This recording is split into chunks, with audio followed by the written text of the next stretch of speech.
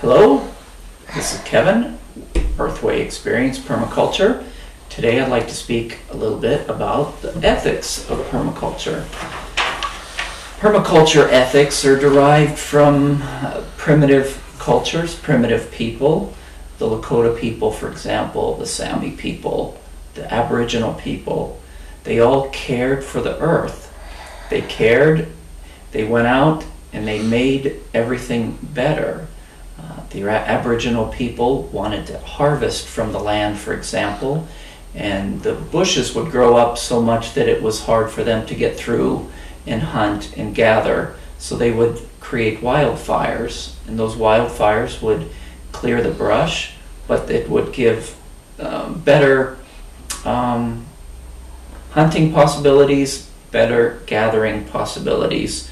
So they cared about the land, and they would say, you could say they might say a prayer before they went out and gathered or hunted. It didn't matter if they were going to kill anything that was a plant or an animal. That being had value, so they cared just as much for living animal things as well as, you could say, plant systems and even non-living things. Rocks, they believe, have some kind of value. They have a being. The next thing in permaculture is the people care. It's care of the people, and people are central to the way that we design in permaculture, because we need to design in a way that is sustainable. We need to talk a little bit about what exactly is sustainable. A sustainable system produces more than it consumes. There's enough surplus to maintain or replace the components of the system, and this system can last for a long time. It continues. It's a circle. Sustainability. What we take out, we put back in.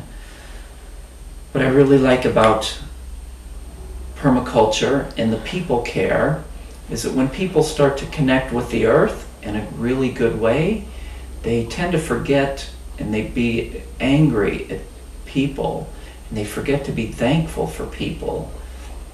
And we see a lot of people who want to take care of the butterflies, or they want to take care of the trees and the forest, and that's good, but they forget that we need to take care of the people as well. So we design sustainably, taking care of the earth, taking care of people at the same time. So permaculture has a low energy input. The people shouldn't have to work so hard that they're busy all the time with their garden. It doesn't matter if it's a home garden or if it's a medium scale or maybe even a larger scale permaculture system.